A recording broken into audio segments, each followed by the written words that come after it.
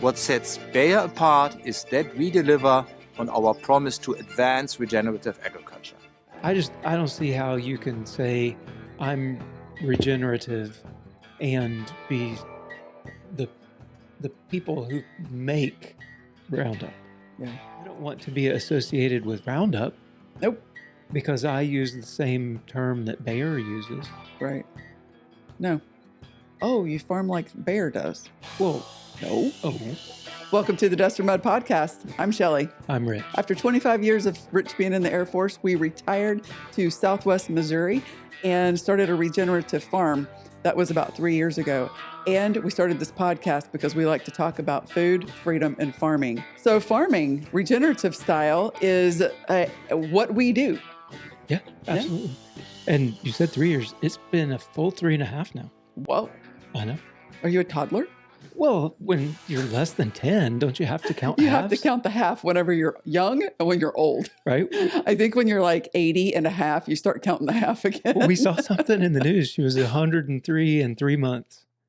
Yeah, I would count that too if I was 103. All right. So 3.5 years we've been doing regenerative farming, which includes things like moving animals and making our land better, creating biology in our soil, and not using chemicals. Yeah. I guess that's probably one of the hard things about regenerative agriculture or regenerative farming is that there is no real defined or no agreed upon definition of what it actually means. For us, in our mind, we are making our pastures better. We are regenerating what has been not necessarily destroyed, but not degraded.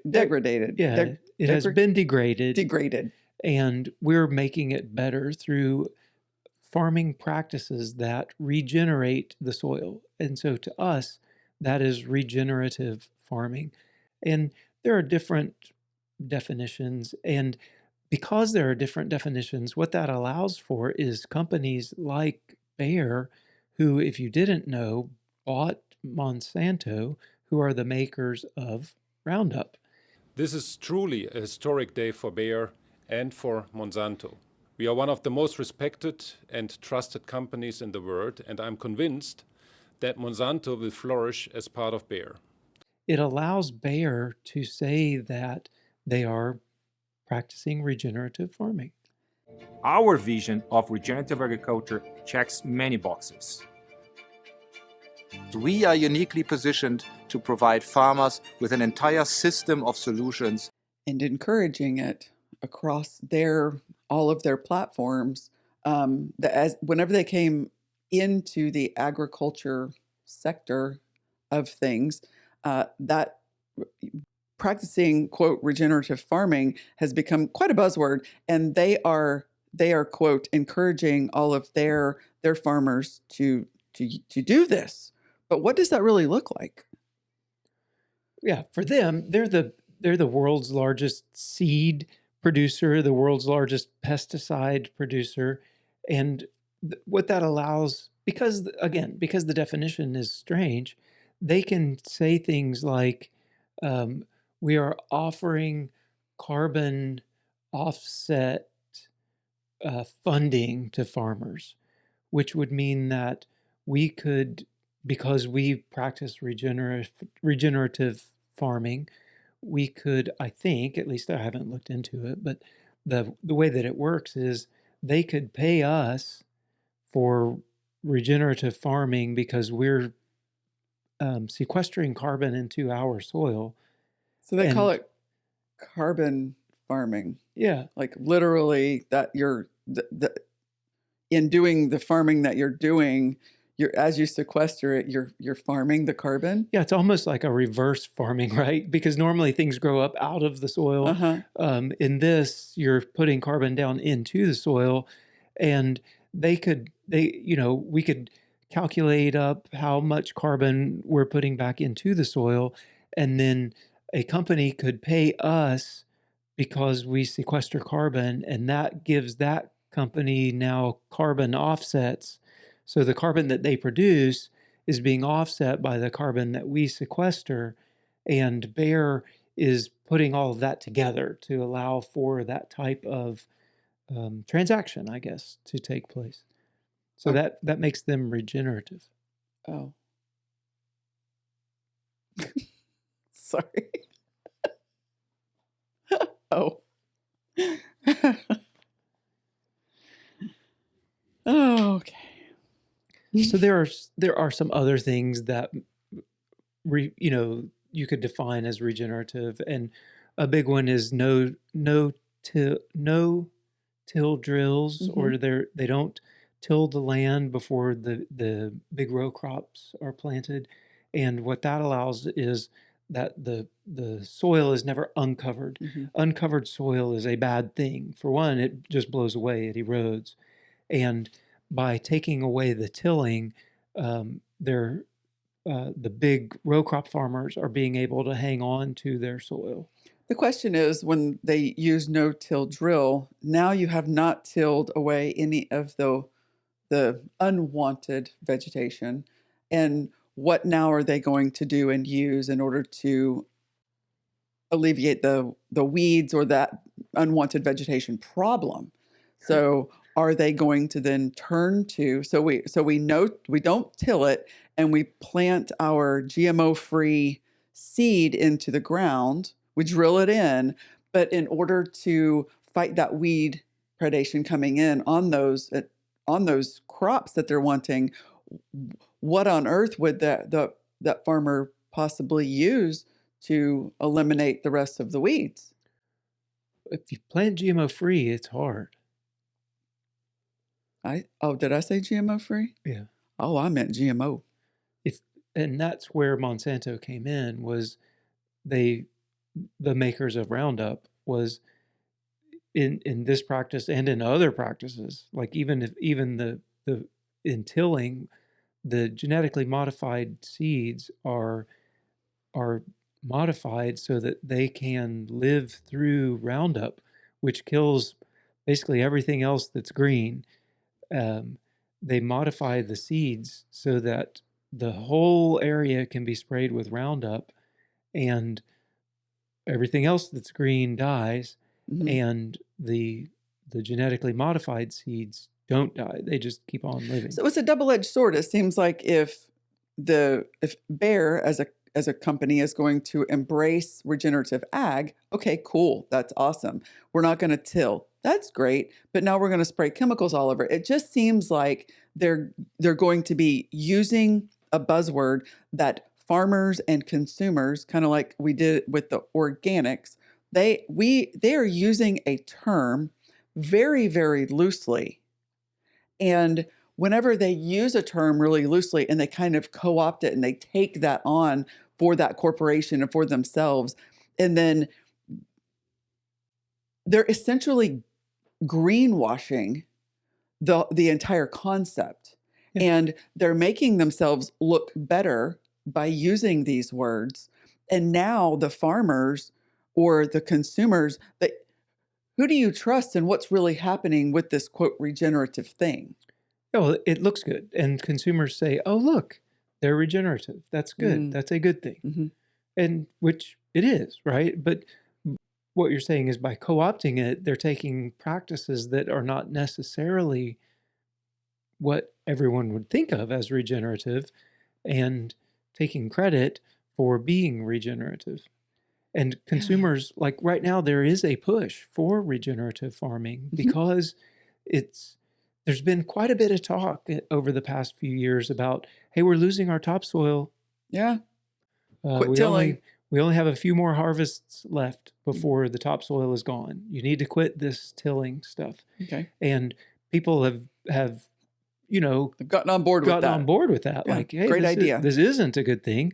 Let's knock this off. And so that, regenerative is great. It's a good thing. And the greenwashing happens when maybe not necessarily great things that companies are doing take over the terminology, and they get credit or they look good when in reality maybe it's not quite as good as it seems. So you mentioned also the carbon farming.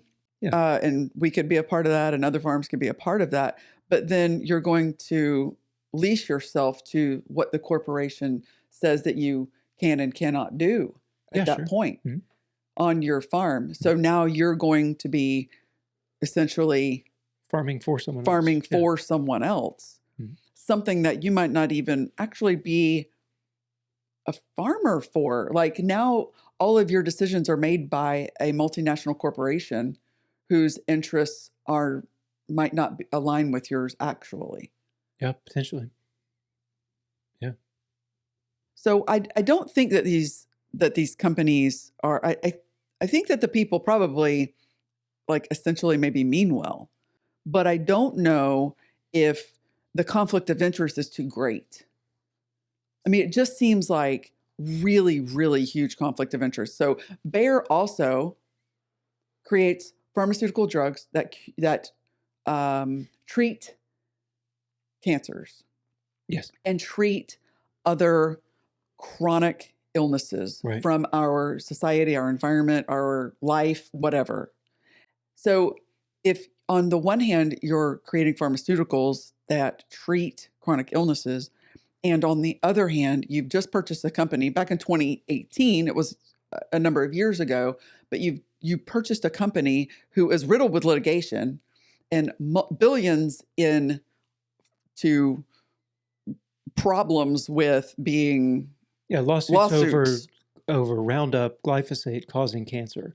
Right. And they've paid out millions, and there have been billions, I think, worth of suits. So if a company, like you're literally talking out of both sides of your mouth, over here we treat cancer, and over here we essentially cause it. Right. Yeah. It's holy bejeebers. Good work if you can get it, I guess. I mean, here, spray some Roundup on your food. I believe that food is where health starts. Mm-hmm. Yeah. So is it also where sickness starts? Yeah. Absolutely. And I think we're seeing that right now even a lot of the political discourse that's been happening over the past few months with Make America Healthy Again, and some of the things that Casey and Callie Means talk about, where it all boils down to the food that we're eating. And like health starts there. And if health starts there, so does sickness. So the question remains, can you trust a company who touts? Yeah, I think it's just a great example of greenwashing. I really do. I think it's a great example of saying great words and maybe even meaning it. Yeah, maybe. They certainly look sincere. Yes. But the actual practices, at least across the entirety of the company, I would say are not actually regenerative. Like, I don't know. I don't see how you can say I'm regenerative and be the people who make Roundup. Yeah. Like that. This just doesn't even make sense to me. So I think we just get back to the point of whenever you get into the large corporations, really big agriculture, corporate agriculture, things can go awry. And we push yet again authentic, local, regenerative farms near you. Go see what they're doing, see what they're spraying on their pastures, what practices are they using, and keep it small and keep it local. Yeah. We've seen greenwashing before. Yeah, and organics. Mm-hmm. And now we have a situation where a large percentage of the organic produce that is available for purchase in the United States is imported. Mm-hmm. And of that imported produce, only 2% of it is inspected by the USDA. Mm-hmm. So the USDA allows the imported organic produce to be called organic, but they don't actually inspect it, which is like perfect definition of greenwashing. Mm-hmm. And because of that, what that opens up is the actually non-organic products, which means that they cost way less to produce, are being sold as organic. And the people that are actually producing organics, it costs considerably more to do that. Mm-hmm. And they can't compete with the products that are coming in, right? Like these cheap imports that are not organic, that are being touted as organic, Mm-hmm. you can't compete with the prices. And so my guess, I guess, or opinion would be that the terminology of regenerative farming is going to be greenwashed as well. And authentic, clean farming, real authentic farming, what do you call it? If all of the things get all of the words and the buzzwords and sustainability and those types of things are being co-opted by corporations and government, what is the person who is trying to farm clean food the best they can supposed to even do? They keep coming up with words and corporations take them or government takes them. So finding a farmer that you can just go and see, transparency is huge, and authentic humans are huge. Right. I'm for the time being, we're continuing to call ourselves regenerative farmers because I haven't heard anybody come up with anything better. A better terminology or a Yeah. better term for what we're doing. The word is true. It's just if the word in the coming months and years means something else, or like it doesn't mean anything, then you have no word to use. I don't want to be associated with RoundUp. Nope. Because I use the same term that Bayer uses. Right. No. Oh, you farm like Bayer does. Well, no. Oh. No, we don't. So, what is a farmer to do? Yeah. Well, you could try to get in on the carbon farming. Like we've talked about in the past, there are really tight margins in farming, and anywhere you can make some money is a help for the farm. I mean, maybe you could say, I understand that there are some strings attached, but I'm interested in being paid for my regenerative practices. Even if I don't love what's going on, maybe I could get a little bit of extra cash for what I'm already doing by becoming a partner and carbon farmer. Maybe. I mean, I'm not interested. Oh, okay. Somebody might be interested. But yeah, I mean, like it's there, Yeah. right? There's a potential to make some money. Yeah. Maybe.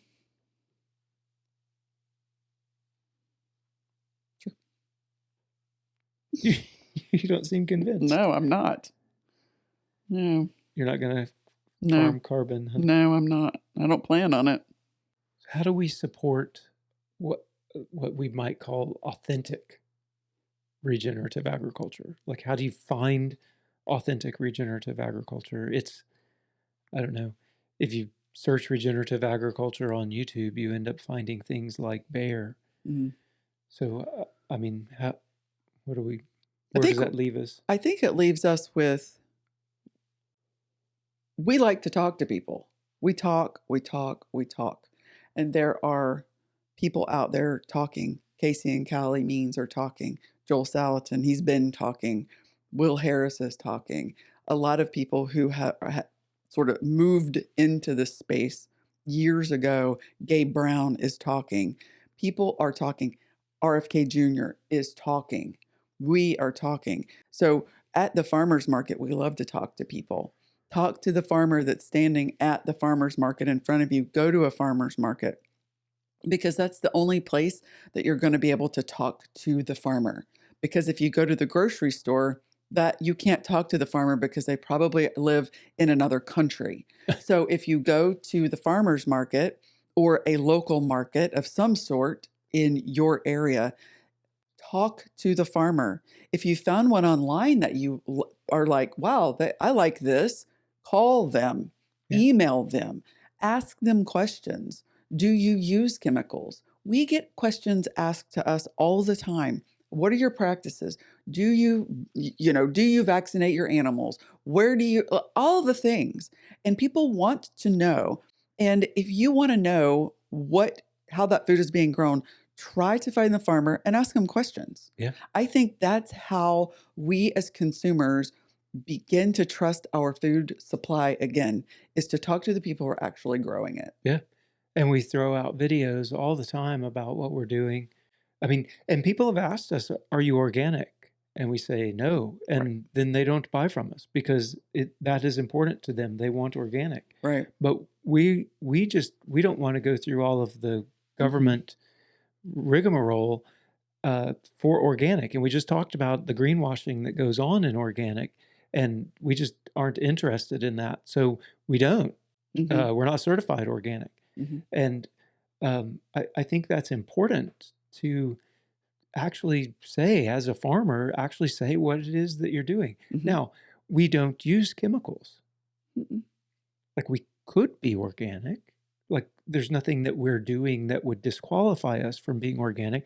We just don't want to go through all of the government certifications that are required to do so. Yeah. So I think just being, as a farmer, being open and honest and upfront, and here's what I do. And what we've found is the practices which we're following are enough. Like, people like that. And we're getting a great response from the way that we're doing business. And so I think to encourage the farmers out there, just be open with what you're doing. And what we've found is a great response from our local consumers that are looking for another option rather than the mystery products that you get from the grocery store. Yeah. At least you know that it was grown in your local area. It didn't have to go very far. The carbon footprint is pretty low because it literally was there, and then it kind of went to you. And so you are participating in just a better situation. It didn't get on a boat and go across the pond and then come back across, the whole ocean, really. And find the local farmer, talk to them, get to know them. You have a hairdresser, right? You might even have a house cleaner. You probably have a doctor, and you have maybe a yard guy. If you're in Florida, you have a pool guy. Why don't we have farmers? That's my farmer. And if we get to know them, like your hairdresser, because you talk to them, and if you get to know them on that personal level, you can trust them.